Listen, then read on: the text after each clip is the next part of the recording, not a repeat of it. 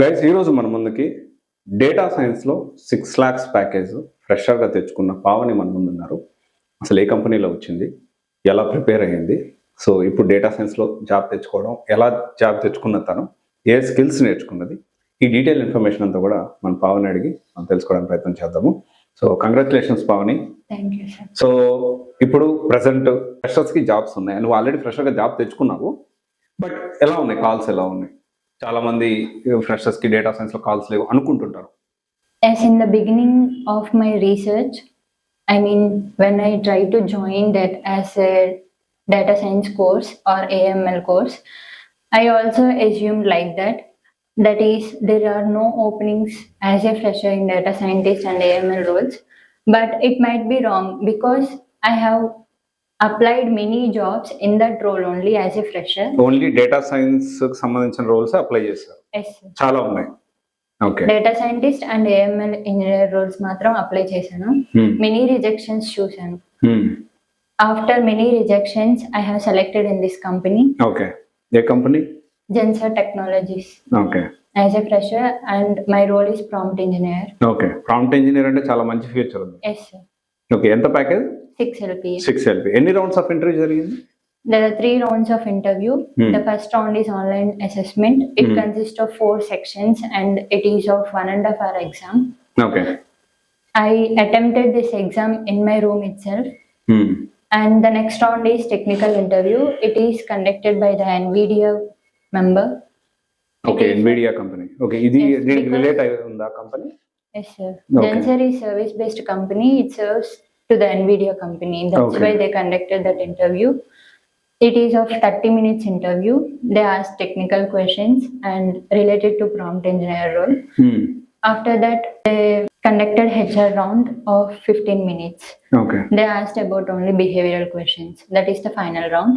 I got a call that you are shortlisted in HR round and this month end will be the joining date. Okay, ఈ month end join అవుతున్నాం. So ఇప్పుడు ఈ prompt సంబంధించిన related questions అడిగినప్పుడు కానీ AIML కానీ, so ఇవన్నీ నువ్వు నేర్చుకున్నావా? Yes sir. They called me before the day of interview and they said you should prepare LLM audit and prompt engineering techniques. ఎప్పుడైతే వాళ్ళు ఇంటర్వ్యూ ముందు రోజు నాకు కాల్ చేశారో ప్రాంప్ట్ ఇంజనీర్ రోల్ గురించి ప్రిపేర్ అవ్వమని చెప్పి, అప్పుడు వీక్యూబ్కి వచ్చాను. కోఆర్డినేటర్స్ హెల్ప్ తీసుకొని ఏం ప్రిపేర్ అవ్వాలి మొత్తం కంటెంట్ తెలుసుకొని కలెక్ట్ చేసుకొని మొత్తం ప్రిపేర్ అయ్యాను. ఓకే. సో అంటే ఇప్పుడు నీవు వీక్యూబ్ లో data science with AI join అవ్వాలని నీకు అంటే ఎలా జాయిన్ అయ్యావు, ప్రాసెస్ ఎలా ఉంది? When I decided the course is data science and AML engineer related, I have attended many demos. తర్వాత ఇక్కడ డేటా సైన్స్ కోర్స్ డెమో విన్నప్పుడు సార్ వే ఆఫ్ టీచింగ్ నచ్చి ఇక్కడ జాయిన్ అయ్యాను. ఓకే. ఇక్కడ ప్లేస్మెంట్ ప్రాసెస్ ఎలాగుంది? ఇక్కడ సెపరేట్ ట్రైనింగ్ ఇస్తారు. ఎవరికైతే కోచింగ్ కంప్లీట్ అవబోతుందో వాళ్ళని మాత్రం 40 members అలా తీసుకొని వాళ్ళకి స్పెషల్ ఇంట్రెస్ట్ చూపించి ఒక 40 members అంటే అక్కడ నుంచి ట్రైనింగ్ అయిపోయిన తర్వాత మళ్ళీ బ్యాచ్ ఫామ్ చేస్తారు for placement. Yes sir. Only placements కి ఆ 40 days అట్లా ఎట్లా అంటే రియల్ గా కంపెనీస్ కి ఎలా వెళ్ళాలి, దానిలో వెళ్ళాలంటే ఏం టెక్నికల్ స్కిల్స్, ఏం ప్రాజెక్ట్స్ చేయాలి, కమ్యూనికేషన్, ఇంకా మాక్ ఇంటర్వ్యూస్ అవన్నీ చేస్తారు ఆ టీమ్ లో ఉన్నప్పుడు. ఆ టీమ్ లో ఉన్న వాళ్ళ రెజ్యూమేస్ కంపెనీస్ కి ఫార్వర్డ్ చేసి అప్పుడు వాళ్ళని ఇంటర్వ్యూకి పంపిస్తే మనం క్రాక్ చేసుకుంటాం. ఓకే. సో దీనికి సంబంధించి ఇప్పుడు ఈ సపరేట్ గా కూర్చోబెడుతున్నారు అంటున్నారు కదా, అంటే వాళ్ళకి కమ్యూనికేషన్ కానీ యాప్టిట్యూడ్ అన్ని మాక్ ఇంటర్వ్యూస్ అన్ని చెప్తారా, లేకపోతే ఎట్లా, అసలు ఏంటి ప్రాసెస్ ఏంటి? అంటే కోచింగ్ అయిపోయిన తర్వాత కోచింగ్ ఇంకా అవుతుంది అన్నప్పుడు, అంటే ఇంకా లాస్ట్ కి వచ్చింది అన్నప్పుడు యాప్టిట్యూడ్ ఆల్రెడీ స్టార్టింగ్ నుంచి జరుగుతూనే ఉంటాయి, ఆన్లైన్ ఎప్పుడు నేర్చుకుంటూ ఉండాలి. కమ్యూనికేషన్ అనేది మాక్ ఇంటర్వ్యూస్ వల్ల వాళ్ళు ఇంప్రూవ్ చేశారు. స్పెషల్ గా కొత్త సార్ వాళ్ళని తెప్పించారు. ఓకే. సో ఇప్పుడు మీ స్టడీ బ్యాక్గ్రౌండ్ ఏంటి, ఎక్కడ చదివారు మీరు? నేను బీటెక్ కంప్లీట్ చేశాను, CSC background in Bapatla engineering college 2025. Okay. ఎంత పర్సెంటేజ్ ఉంది? 88%. 88%. ఇప్పుడు కొత్తగా డేటా సైన్స్ అంటే మల్టిపుల్ ఇంటర్వ్యూస్ అటెండ్ అయ్యావు కదా, డేటా సైన్స్ విత్ ఏఐలో జాబ్ తెచ్చుకోవడానికి మనకి ఎలాంటి స్కిల్స్ అవసరం?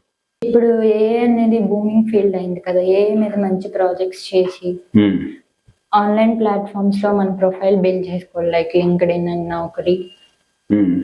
బిల్డ్ చేసుకొని మన ప్రాజెక్ట్స్ని ఎక్స్ప్లోర్ చేస్తున్నట్టు వాళ్ళకి ప్రాజెక్ట్ చేస్తే మంచిగా సెలెక్ట్ అవుతారు. ప్రాజెక్ట్స్ మీద బేస్ అయ్యి అంటే రియల్ టైం ప్రాజెక్ట్స్ ఇక్కడ నేర్పించారా వీక్యూబ్ లో? ఎస్ సార్, చేసాం సార్, చాలా ప్రాజెక్ట్స్ చేశారు. రియల్ టైం ప్రతి టెక్నాలజీకి ఒక్కొక్క ప్రాజెక్ట్ చేస్తారు. ఎవ్రీ టెక్నాలజీకి ఒక project. Yes, like ML, NLP, deep learning, తర్వాత జనరేటివ్ AI, తర్వాత ఏజెంటిక్ AI. ఓకే, అన్ని ప్రాజెక్ట్స్ చేశారు. Yes sir. సో కొత్తగా ఎవరన్నా వీక్యూబ్ జాయిన్ అవ్వాలి, డేటా సైన్స్ విత్ వీక్యూబ్ లోనే జాయిన్ అవ్వాలి, ఎందుకంటే ఫీజు కూడా చాలా తక్కువ కదా ఇక్కడ. అవును సార్.